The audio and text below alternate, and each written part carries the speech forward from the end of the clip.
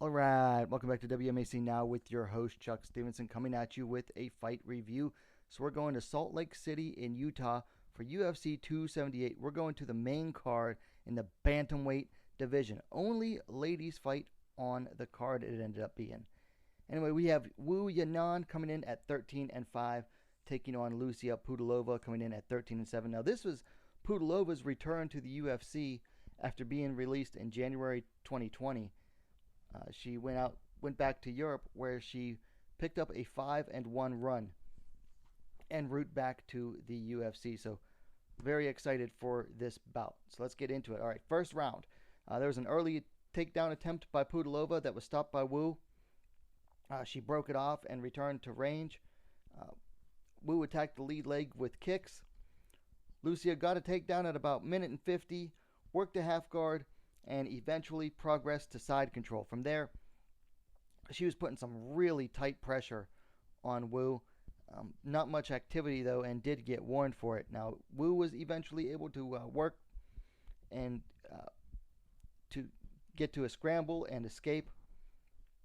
Pudilova took the back real quick, but Wu stood up late in the round, and the round ended with Pudilova in control of the clinch on the fence. So second round, some boxing for the first minute. Not too bad, but nothing much to really talk about. Wu started the low kicks again. Pudilova responded in kind. Now Pudilova clinched at the fence here, but all she did was she landed a knee and then kind of pushed Wu off of her. And then there was some more exchanges of low kicks. I thought Wu's low kicks looked pretty good in this fight. At that point, Lucia shot, but Wu denied it and clinched.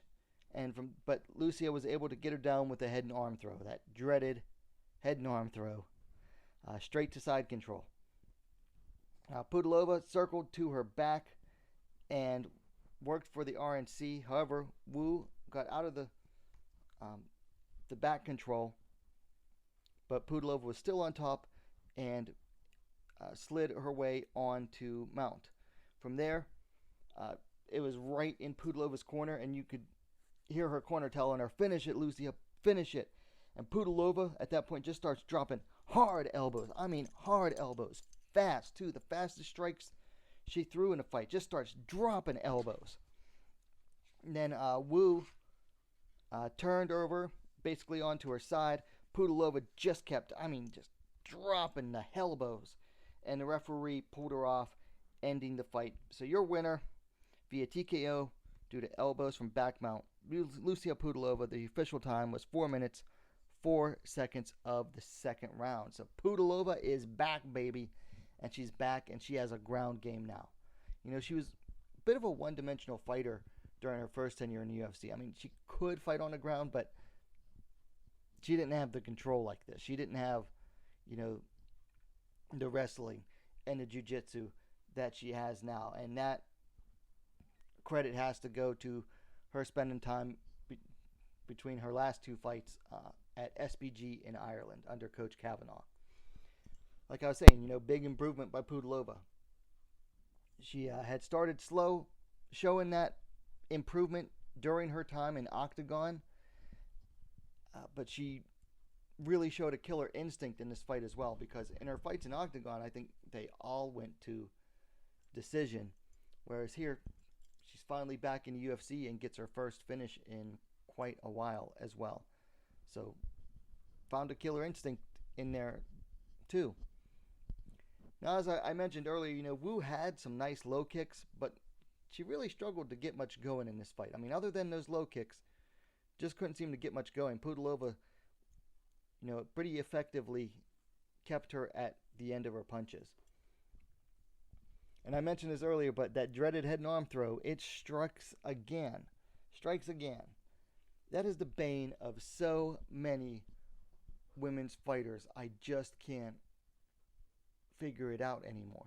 Like, I've spent so much time trying to figure out what is going on, that this technique that you never see the men land, but yet it lands so often for the women. And it is so easily defended, too. It really does not take much to defend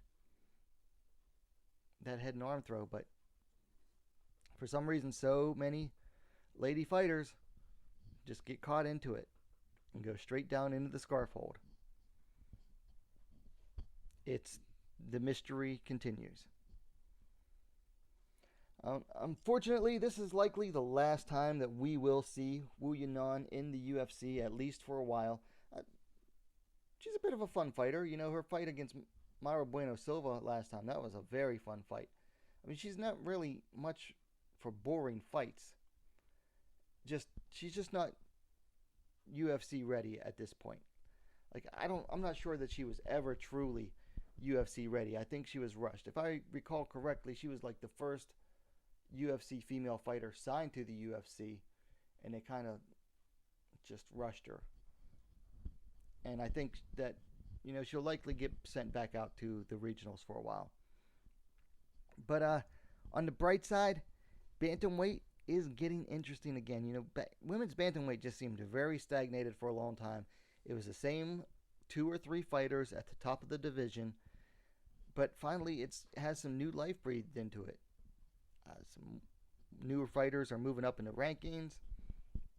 We've got an exciting fighter in Pudilova coming back in. They just signed a bantamweight last week on Dana White Contender Series, so bantamweight is looking up. Things are looking up for that division. All right, so let's talk things to work on. For both of these fighters, they need to work on some defense. For Pudilova, she needs to work on checking those low kicks. Her lead leg was getting beat up by those low kicks. I mean, she was definitely showing some bruising. And that's a bad thing for her because she is a very heavy on the front leg. You see her footwork and you see what she's trying to do in a fight, and you see that she is very heavy on that front leg. So if she doesn't learn to start checking some low kicks, it's going to be some bad news for her.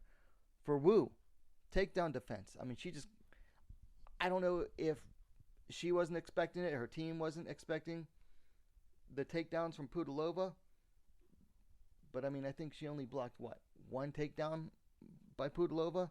So she's got to work on a takedown defense, especially the head and arm throw defense. So that's things to work on. Last thing, let's talk about fights to make. For Wu Yanan,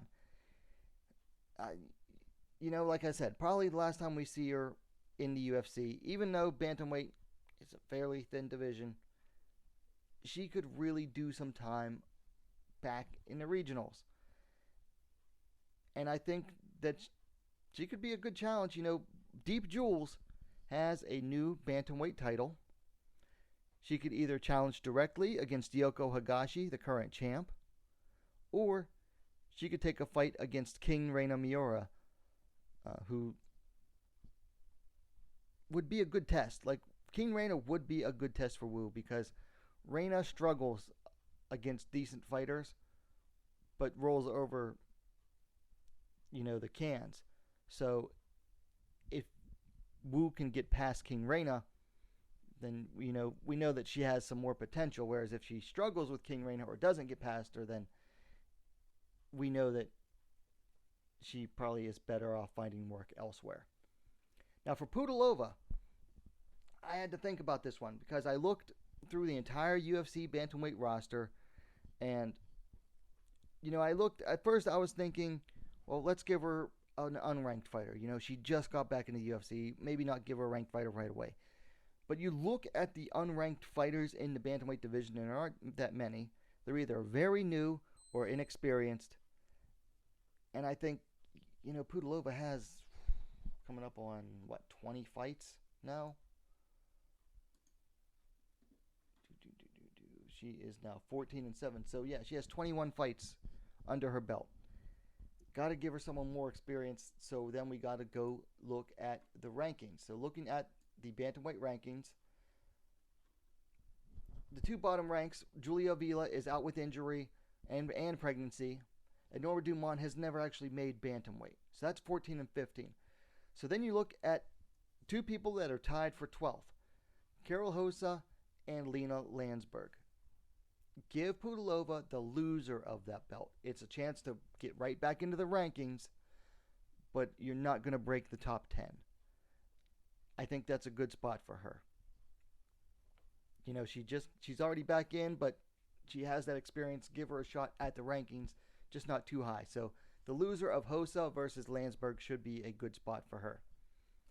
Anyway, those are my thoughts on this fight. UFC 278, Lucie Pudilova successfully returns to the UFC, defeating Yanan via TKO in the second round. Let me know your thoughts on the fight in the comments down below. Now, if you liked the video, please give it a like, share it as well, and while you're at it, don't forget to subscribe to WMMAC Now, the best, most complete women's mixed martial arts dedicated platform on YouTube. Thanks for watching. We'll see you next time.